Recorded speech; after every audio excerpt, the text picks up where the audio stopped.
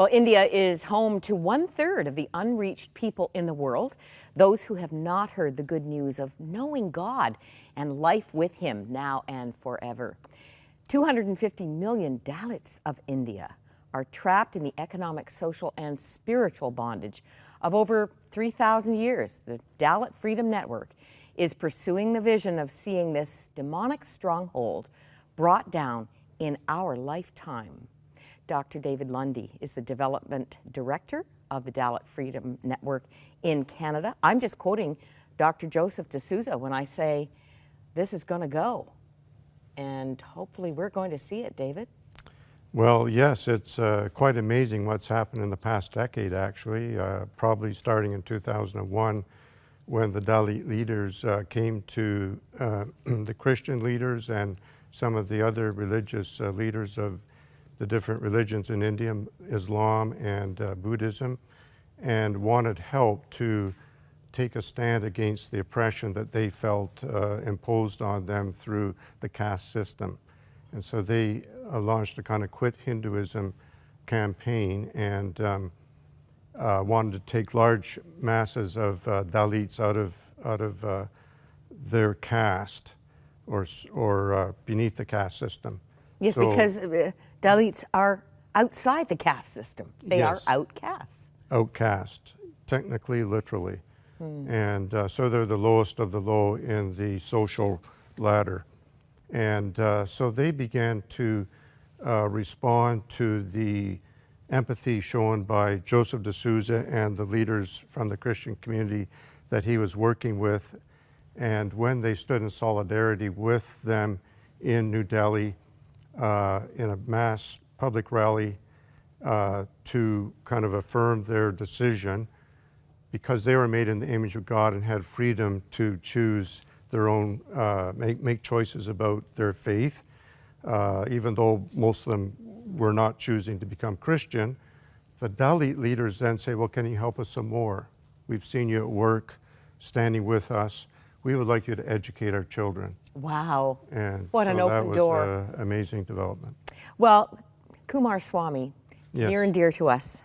I can't remember how long it is since he was here, but we want to give him an opportunity to express why he is passionate about this. He has had a change in his role with the Dalit Freedom Network. What is he doing now? Well, he's just taking on more responsibility. This is a massive movement in India that involves women's work, schools, vocational training, and medical work, and working with churches. And so he's now the second in command, basically, to Joseph D'Souza as the national director. Oh, right. Well, let's hear from Kumar Swamy. To be a Dalit in India today is to be viewed as untouchable, to be viewed as lesser than animals. It's because of the caste system which tells me and the Dalits of India today that we are untouchables, we are subhuman. And that's how a Dalit in India is viewed, because of this heinous, barbaric system called caste system. Caste system is one of the world's largest, oldest evil form of physical, mental, spiritual slavery which humanity has ever seen. That's how I would put caste system as. I think it was last year, Hope for Dalits banquet. I was there, and this was my take-home favor.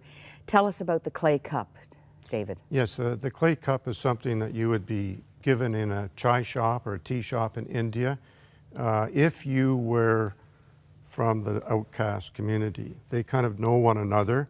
If you were from a different part of the Indian social system, you would be given tea or coffee in a mug or a glass they often use. Those are disposable, kind of like our styrofoam cups. So built into the way they serve tea, right down at that level, they're discriminating against the untouchables because they don't want someone to touch a mug after it's washed when it's been just drunken out of by a Dalit. This so is they can made throw to them be away. destroyed Disposable. because a Dalit has touched it. Yes, and that the word Dalit means crushed or broken in Marathi, where it comes from. So, Well, this is going to be the old story. That's what we believe. That's what the Dalit Freedom Network believes. And hope for Dalits is the banquet coming up, October 26th. Ron and Ann Maines are emceeing. How lovely and amazing. Dr. Joseph D'Souza will be here from India. That will be a night to remember. I have been there in the past. Swagat Banquet Hall, you can see there how to make connection if you would like to get tickets. If you're anywhere near Mississauga, that's your home. Dr. Lundy, that's where you live now. But how many years in India? I lived there 6 years in the 70s. Well, thank you for driving this cause on Canadian privilege. soil. Yes. And we just want to keep in touch with what God will do as we pray, as we give, as we believe with you. Thanks so much. Thank you for being here. Thank you for having me today.